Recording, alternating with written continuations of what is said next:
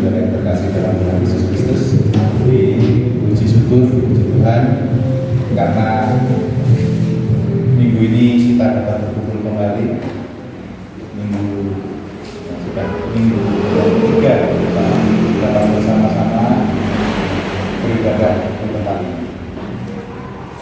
Mengucap syukur karena kita semua terus diberi kesempatan untuk bersama-sama beribadah di tempat ini.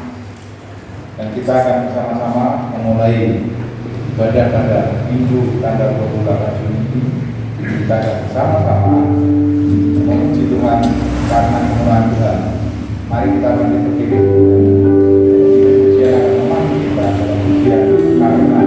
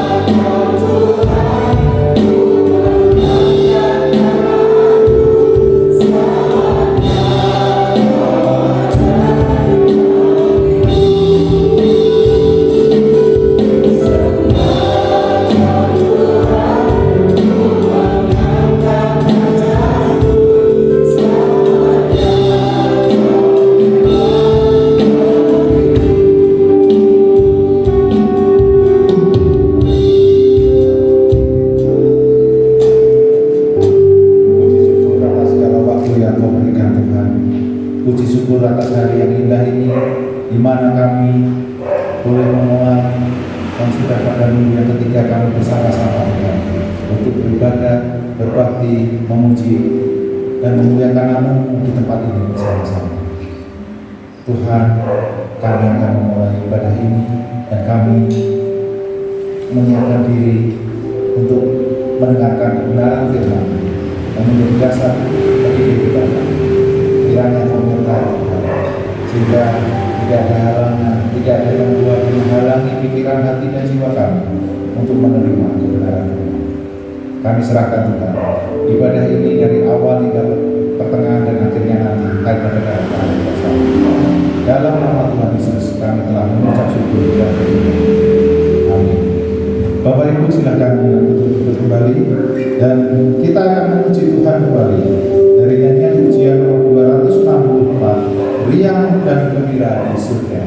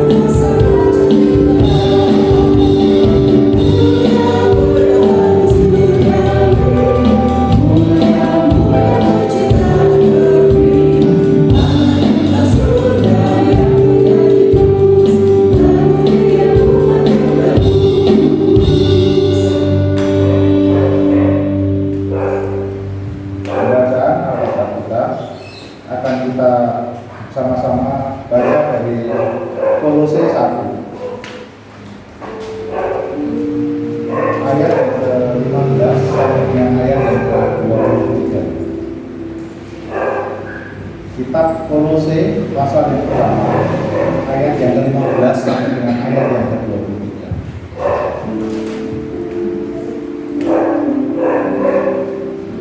Keutamaan Kristus. Ia adalah gambar Allah yang tidak dikatakan, yang sungguh, yang lebih utama dari segala yang diciptakan.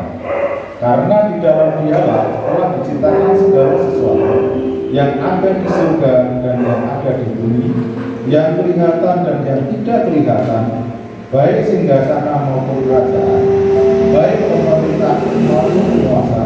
Segala sesuatu diciptakan oleh Dia dan untuk Dia. Ia ada terlebih dahulu dari segala sesuatu, dan segala sesuatu ada di dalam Dia. Ialah kepala tubuh, yaitu jemaat. Ialah yang sulung, yang pertama bangkit dari antara orang mati, sehingga Ia yang lebih utama dalam segala sesuatu. Karena seluruh kepenuhan Allah berkenan diam di dalam Dia, dan oleh Dialah Ia memperdamaikan segala sesuatu dengan dirinya, baik yang ada di bumi maupun yang ada di surga, sesudah Ia mengadakan perdamaian oleh darah salib Kristus.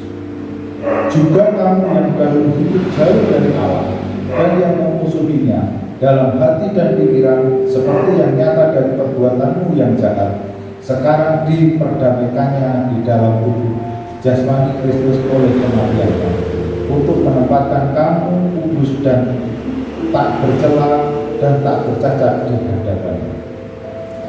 Sebab itu kamu harus bertekun dalam iman, tetap teguh dan tidak berdosa, dan jangan mau digeser dari pengharapan Injil yang telah kamu dengar dan yang telah dikabarkan di seluruh alam di bawah langit, dan yang aku ini Paulus telah menjadi pelayan. Amin. Demikian pembacaan firman Tuhan dari Kolose 1 ayat 15 sampai dengan ayat yang kedua. Kita akan bersama-sama memberikan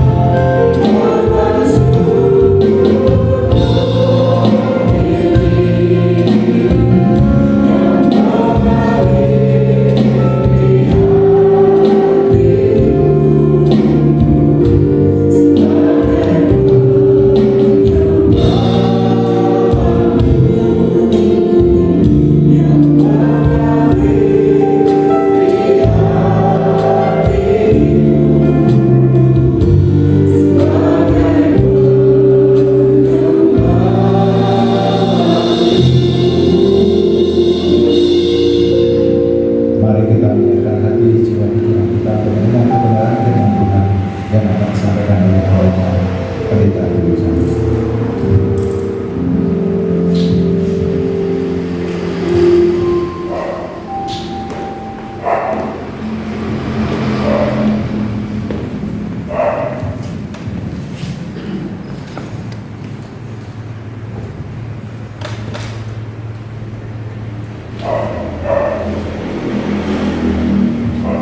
Baik Bapak Ibu dan saudara sekalian yang terkasih di dalam Tuhan, baik yang di gereja maupun yang di rumah, kita mengucap syukur kalau pada minggu ini kita kembali boleh datang, baik yang di gereja maupun di rumah dengan situasi dan kondisi ini.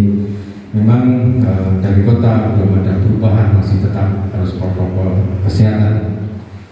Nah, Ibu Bapak dan saudara sekalian yang terkasih di dalam Tuhan, apa yang telah kita dengar tadi di dalam Kolose 1 ayat 15 sampai dengan yang ke-23, khususnya di dalam ayat yang ke-23 ketika Rasul Paulus menuliskan di sini, sebab kamu harus bertekun dalam iman, tetap teguh dan tidak bergoncang, dan jangan mau digeser oleh pengharapan, digeser dari pengharapan Injil yang telah kamu dengar dan yang telah dikabarkan di seluruh alam di bawah langit, dan yang aku ini Paulus telah menjadi pelayannya. Nah, Ibu Bapak dan saudara sekalian serta anak-anakku terkasih, ketika kita berbicara masalah iman saat inilah dikatakan iman kita diperhadapkan kepada suatu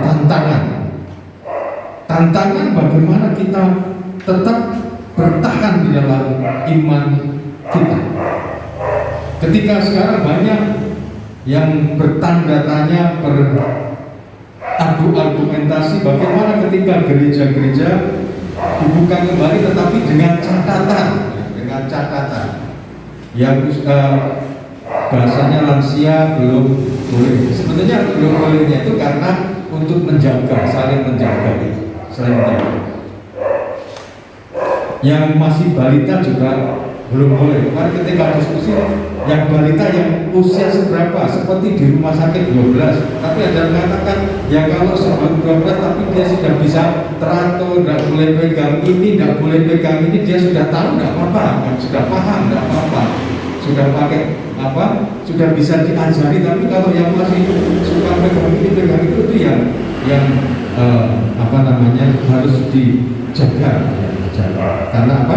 Jadi kalau yang sudah muda tidak apa-apa. Jadi banyak argumentasi. Tetapi pada intinya adalah dimanapun ketika kita beribadah, kadang-kadang kita membayangkan ketika kita memberikan rekaman itu bagaimana Ibu Bapak ibadah di rumah, pokoknya santai, ya santai sambil makan, tidak apa-apa.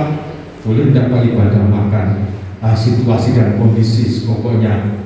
Kalau mau dandan yang bagus juga tidak apa-apa. Jadi pokoknya karena situasi dan kondisi. Yang saudara kita yang akhirnya mau untuk kita datang ke tempat mereka beribadah. Apalagi Tuhan Yesus yang penuh dengan kasih tahu keadaan kita. Nah, saat ini diperhadapkan bagaimana untuk kita menjadi pribadi-pribadi seperti Rasul Paulus tadi tekankan.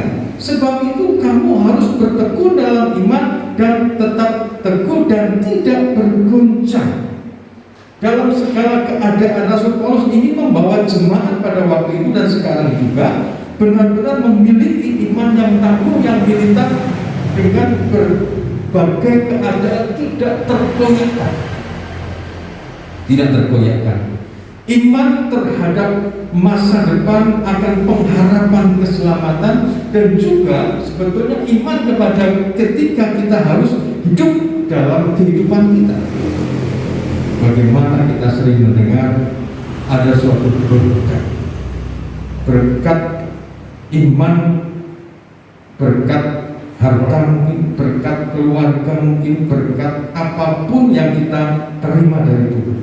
Terlebih kalau kita melihat di dalam apa yang dikatakan oleh Rasul Paulus adalah terlebih berkat anugerah keselamatan. Dikatakan tadi, sekarang diperdamaikannya di dalam tubuh jasmani Kristus oleh kematiannya untuk menempatkan kamu kudus dan tak bercacat dan tak bercela di hadapannya. Jadi kalau bisa dikatakan iman yang dari mulai kehidupan sampai kepada kembali kepada Tuhan Yesus. Nah, iman adalah respon positif manusia terhadap anugerah Tuhan. Jadi bagaimana iman kita, keyakinan kita meresponi akan anugerah berkat Tuhan, baik itu kehidupan kita, baik itu masa depan kita, baik itu terlebih anugerah keselamatan kepada kita. Banyak yang mengatakan, kami kok tidak boleh, ya bahasanya di situ tidak boleh yang rahasia. Tetapi sebetulnya kalau ibu bapak yakin saya ingin bekerja, ya kita juga tidak melarang. Yang penting dari dirinya yakin, sehat. Karena semangat itu yang menjadikan kayak sekarang imun yang menjadi kuat. Tapi kalau masih ragu-ragu, lebih baik ya di rumah dulu kan. Ya. Ibu bapak, begitu juga di dalam iman kita. Jadi Rasul Paulus menggarisbawahi di sini kita harus memiliki keadaan iman yang tadi dikatakan yang harus teguh dalam iman, tetap teguh dan tidak tergoncang. Jadi iman yang kita miliki, iman yang sudah kita terima dari Tuhan Yesus, iman yang sudah diberikan kepada kita, bukan iman yang dalam arti pasif. Sudah dapat ya sudah, pokoknya Tuhan terus kuatkan. Tuhan terus kuatkan di sini. Rasul Paulus menggarisbawahi bahwa iman adalah respon positif manusia terhadap anugerah Allah. Berarti di sini dikatakan bahwa kenapa Rasul Paulus mengatakan sebab itu kamu harus. Jadi iman yang kita miliki tidak hanya kita imani, kita yakini masa depan, kehidupan, keselamatan, ya sudah hidup, bukan. Tetapi bagaimana ketika Rasul Paulus mengatakan yang pertama tadi di dalam ayat 23, sebab itu kamu harus bertekun, epimenete, atau kalau di dalam Alkitab Yunani epimenete, kalau dalam terjemahan biasa epimeno, itu adalah bertekun. Bertekun berarti berkeras hati dan sungguh-sungguh bekerja, sungguh-sungguh belajar, sungguh-sungguh berusaha. Berarti kita sungguh-sungguh berusaha, bekerja, belajar untuk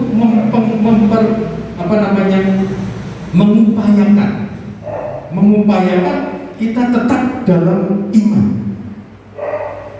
dan hidup berdasarkan iman. Jadi disinilah kita ditantang untuk epimeno itu memiliki kekerasan hati untuk belajar, untuk berusaha, untuk bekerja agar iman kita itu tetap. Nah puji Tuhan, walaupun banyak mengatakan wah kita tidak boleh beribadah di gereja, tetapi ibu bapak bisa di rumah, bahkan bisa waktu masing-masing sebetulnya. Bisa sore, bisa ketika tayangan YouTube kita, ibu bapak ikuti. Puji Tuhan juga ketika kita memiliki media, bagaimana ibu bapak bisa melihat, bisa mendengar di situ apa YouTube atau Google, apa renungan, sekarang sudah canggih. Nah disinilah diharapkan bagaimana kita terus belajar, bekerja, berusaha. Kadang-kadang banyak yang mengatakan, wah gimana, akhirnya buka-bukaannya bukan YouTube renungan, berapa megabyte yang kita habiskan. Kadang-kadang ketika kita rekaman berapa Kak Jo? 30 menit ya sudah. 30 menit itu berapa MB ya? Berapa MB kalau dirumahkan berapa? Nggak sampai 10.000, kecil berarti kan, gitu kan? Kecil berarti kan? Karena kalau sampai 1 jam katanya, waduh nanti bagaimana kita variasi? Tujuannya apa? Agar kita mau belajar, agar iman kita tidak berhenti sampai di situ, tapi terus berkembang. Karena apa? Karena iman adalah sesuatu yang dinamis. Karena iman adalah sesuatu yang dinamis dan aktif. Ketika kita hanya berhenti, iman bisa dikatakan, ada orang mengatakan iman akan lari dengan sendirinya, kita ketinggalan. Sehingga bisa dikatakan imannya iman yang misalnya jadul. Tetapi karena dengan situasi dan kondisi keadaan dunia ini, dengan situasi dan kondisi pekerjaan kita, dengan situasi dan kondisi kehidupan kita, kita diperhadapkan untuk terus-menerus belajar agar iman kita ini tidak bahasanya ketinggalan, agar kita bisa mengikuti akan kehidupan ini, sehingga iman kita akhirnya nanti yang kedua dikatakan di situ tidak tetap teguh, tetap teguh dan tidak bergoncang. Nah, setiap hari ibu bapak, saudara-saudari, anak-anakku terkasih, di dalam kehidupan ini kita harus memaknai dengan iman. Segala kehidupan harus kita maknai dengan iman. Ketika memiliki iman hari ini, ada berkat apa luar biasa. Mungkin saat ini kita bisa setiap saat ini, bapak ibu, saudara-saudari, anak-anakku belajar. Ketika hari ini mengalami sesuatu apa, ada sesuatu yang kita bisa renungkan, ada sesuatu hikmat yang kita bisa terima. Ketika ada berkat, mungkin kita mengatakan, oh luar biasa Tuhan, puji Tuhan, haleluya, dan sebagainya, dan sebagainya. Nah, yang kedua dikatakan bahwa tadi dikatakan tetap teguh dan tidak bergoncang. Ketika kita terus-menerus belajar, maka iman yang kita miliki tetap terus bisa berkembang dengan segala kehidupan ini. Maka dikatakan Rasul Paulus agar iman kita tetap teguh dan tidak goncang. Dengan belajar iman diharapkan menjadi kuat dan semakin kuat. Rasul Paulus menyatakan kita harus tetap teguh dan dikatakan tidak bergoncang. Ada dulu mainan anak-anak lama-lama menjadi patung, kan mesti ada yang udah kasih gede-gede, ada sini. Nah, ini seperti aja tuh. Pokoknya kita terus punya keyakinan yang kuat sampai selesai. Walaupun digoda apapun tidak guyu. Kan kalau guyu kalah kan gitu kan. Oh, udah boleh disentuh, akhirnya harus hanya boleh guyoni dan sebagainya.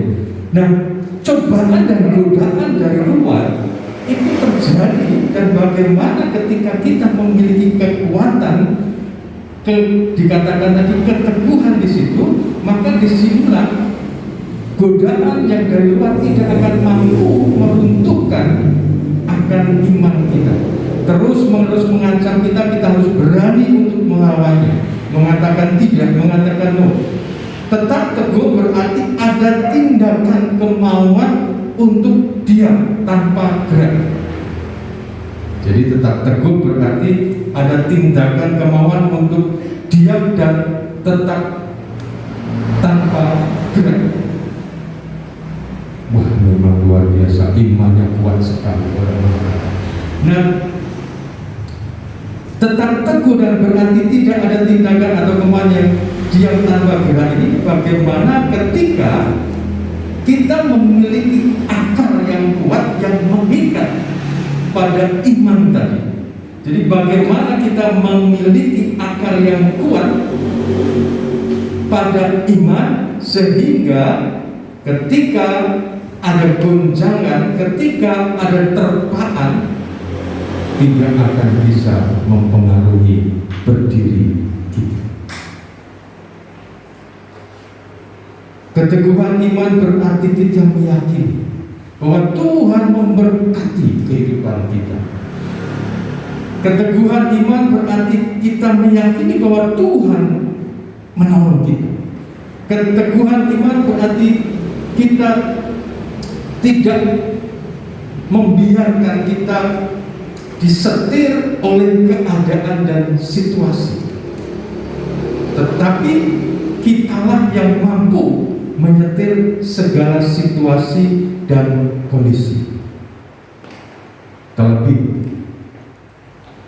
Keteguhan iman berarti kita meyakini bahwa ada masa depan, bukan hanya di dalam dunia ini, tetapi juga masa depan di hari akhir, yaitu di surga. Keselamatan wis ono ning tanganku. Keselamatan sudah ada di tanganku. Hidup yang kekal sudah ada di tanganku. Surga sudah ada di genggamanku. Untuk itu Ibu Bapak, Rasul Paulus juga mengatakan di dalam 1 Korintus 15 ayat ke-58. Karena itu saudara-saudaraku yang kekasih, berdirilah teguh, jangan goyah, dan giatlah selalu dalam pekerjaan Tuhan. Mari kita terus belajar akan firman Tuhan. Kita terus belajar untuk tetap teguh dengan segala kehidupan kerohanian kita. Kita terus meningkatkan agar dalam keadaan apapun iman kita tetap kokoh dan kuat, tidak bergerak. Bahkan dalam keadaan apapun kita mampu terus berjalan menuju kepada berkat Tuhan, menuju kepada keselamatan Tuhan. Amin. Mari kita akan bersama-sama mengaminkan firman Tuhan, dan kita akan memuji Tuhan di dalam ujian kita. Ku percaya janjimu ajaib. Mari kita akan berdiri. Sungguh besar setiamu, Kau nyatakan begitu. Kau Bapa yang selalu mengerti isi hatiku, kemuliaan-Mu Kau janjikan. Aku tetap percaya.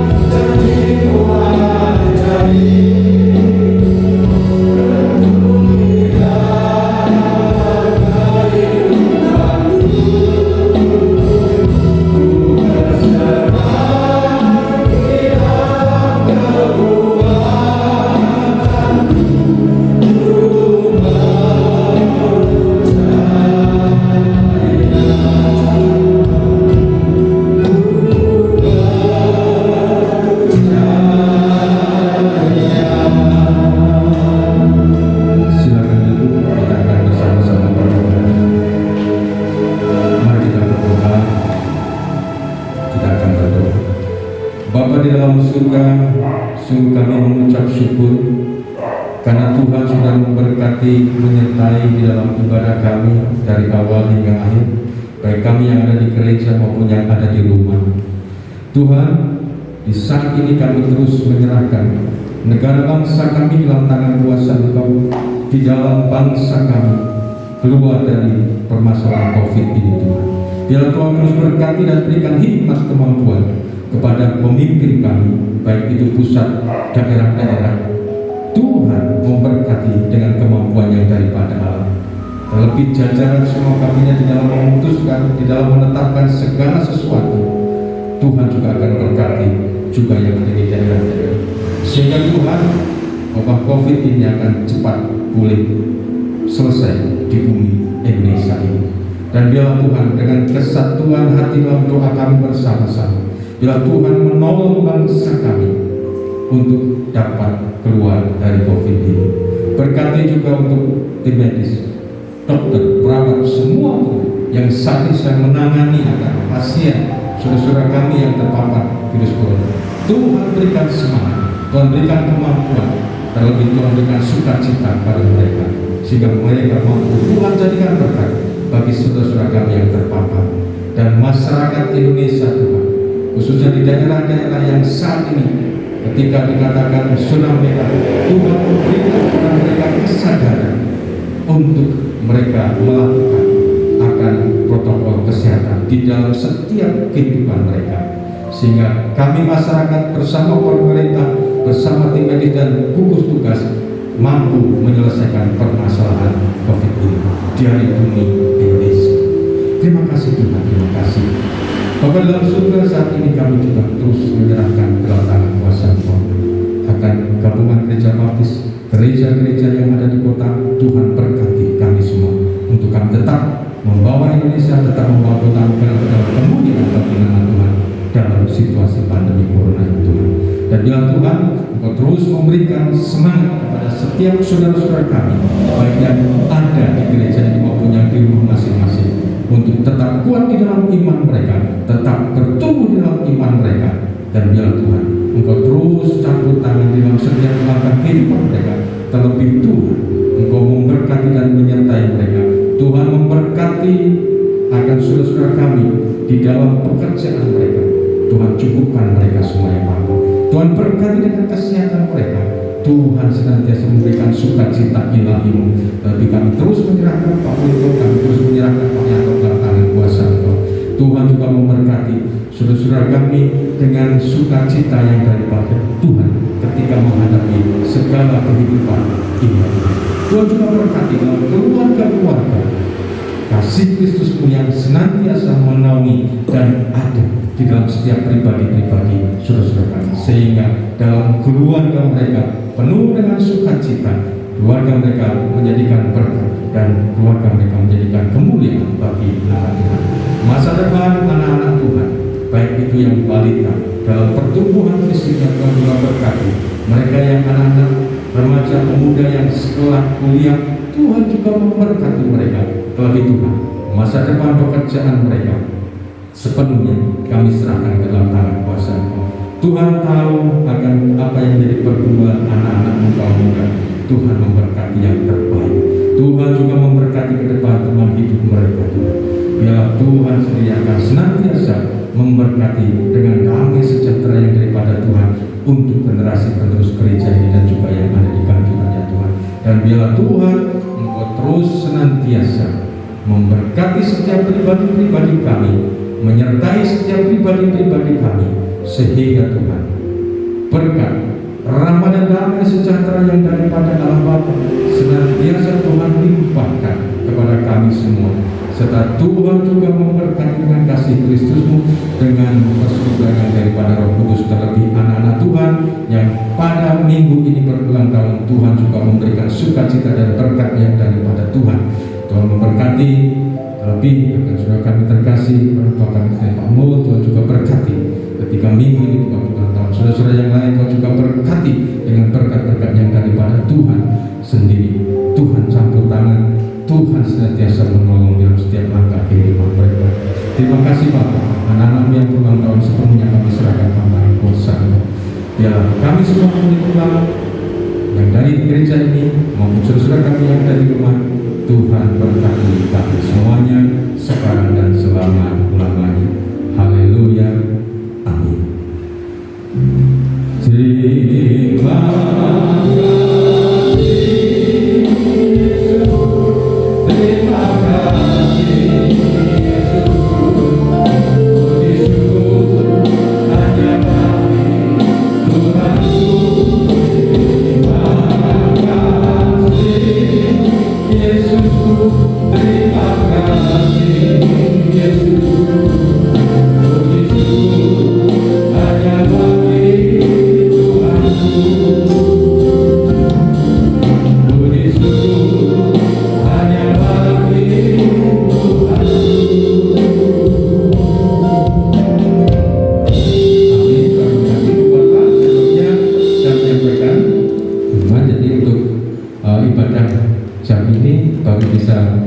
dilihat nanti sekitar jam 12 baru nanti share ke baru bisa tutup ya jam 12-an. Itu kemudian kita tetap minggu depan beribadah seperti ini, protokol kesehatan kita tetap lakukan sambil menunggu perkembangan dan juga keputusan dari gugus tugas khususnya yang ada di Kota Magelang. Terus Ibu Bapak menjaga kesehatan dan sukacita senantiasa. Jadi ada tambahan satu, pada kemarin malam seorang hamba Tuhan Gereja Baptis telah dipanggil Tuhan, yaitu Pendeta Indro yang melayani di Membak Semarang. Jadi kemarin ada 2 yang masuk rumah sakit lagi yang di Semarang, Pendeta Wahyudi dan Pendeta Indro. Tapi tadi malam Pendeta Indro dipanggil Tuhan. Yang situasi dan yang usia 47. Jadi dia senior saya tapi dia usianya di bawah saya, jadi masih muda. Karena situasi dan kondisi seperti ini ketika masuk rumah sakit ya PDP, akhirnya pemakaman tadi subuh ya. Jadi itu yang kita terus doakan. Pendeta J, kalau Pendeta J juga positif corona, tetap bisa wihanan, jadi tetap bisa wihanan, jadi tetap minta dukungan doa. Dan juga dokter Bantu Malang ada 1 yang terkena juga ya. Jadi saat ini sedang di karantina juga. Jadi kita doakan daerah-daerah Semarang dan sekitarnya, sekarang daerah agak Kudus, Jeporo, Demak, Rembang itu yang banyak. Puji Tuhan, Magelang kota sudah banyak yang sembuh ya. Kota bahkan ini beberapa hari sudah 0 ya, 0, bahkan tinggal 1 untuk kota yang masih dirawat. Puji Tuhan. Tapi tetap terus kita waspada ya, kita tetap waspada. Saya kira tambahannya. Terima kasih. Mohon maaf kalau persembahannya berubah-ubah, tapi ternyata kemarin pokoknya kita edarkan yang penting gitu. Ini sesuai dengan anjuran DPPI dan juga sesuai dengan anjuran pemerintah. Jadi sampai saat ini kita belum pakai buku, belum pakai lembarannya, biar untuk mengurangi, dan juga belum snack. Ada usulan minggu depan ada snack, nanti lupa ngobrolnya, nanti kita pikirkan lagi. Ya, itu terima kasih Ibu Bapak, Tuhan memberkati kita semua. Salam untuk